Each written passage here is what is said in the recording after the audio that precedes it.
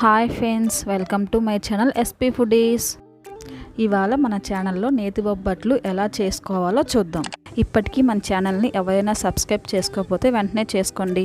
పక్కనే ఉన్న బెల్ ఐకాన్ని ప్రెస్ చేయండి. అలాగే లైక్ చేయండి, కామెంట్ చేయండి. ముందుగా ఒక బౌల్ తీసుకొని దానిలో 1/2 కిలో మైదా పిండి వేసుకోండి.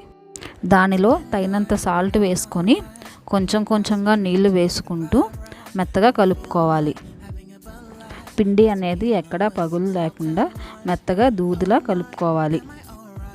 ఇలా కలుపుకున్న పిండిలో 2 టేబుల్ స్పూన్స్ దాకా నెయ్యి వేసుకొని పిండి మొత్తాన్ని ఈ విధంగా ఒత్తుకోవాలి.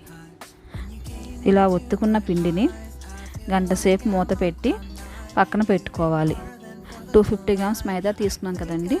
200 గ్రామ్స్ పచ్చెనపప్పు గంట సేపు ముందు నానబెట్టుకొని తీసుకున్నాను. దీన్ని కుక్కర్లో వేసుకొని 5 విజిల్స్ వచ్చేదాకా ఉడకనివ్వాలి.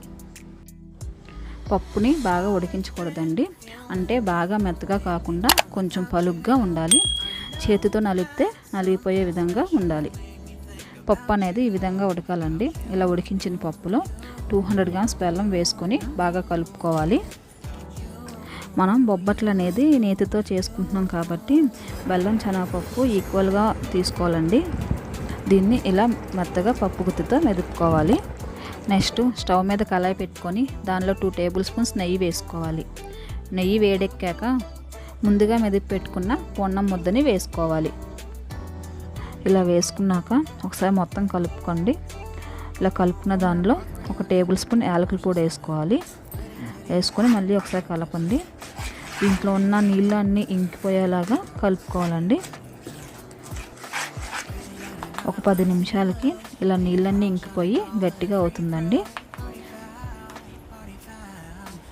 ఇలా గట్టిగా అయిన పూర్ణాన్ని కళాయి అంచులకి పల్చగా స్ప్రెడ్ చేసుకొని ఒక 20 and 30 మినిట్స్ చల్లార్చుకోవాలి.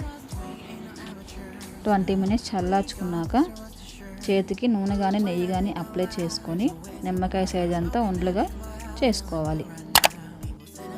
ముందుగా నేతిలో నానబెట్టుకున్న మైదా పిండిని మళ్ళీ ఒకసారి ఒత్తుకొని పూర్ణం ముద్ద కన్నా కొంచెం చిన్న సైజులో మైదా పిండిని తీసుకోవాలి.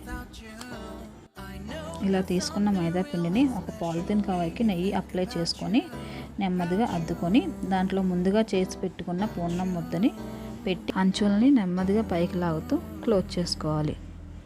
ఇలా క్లోజ్ చేసుకున్నాక ఈవెన్గా పల్చగా స్ప్రెడ్ చేసుకోవాలి.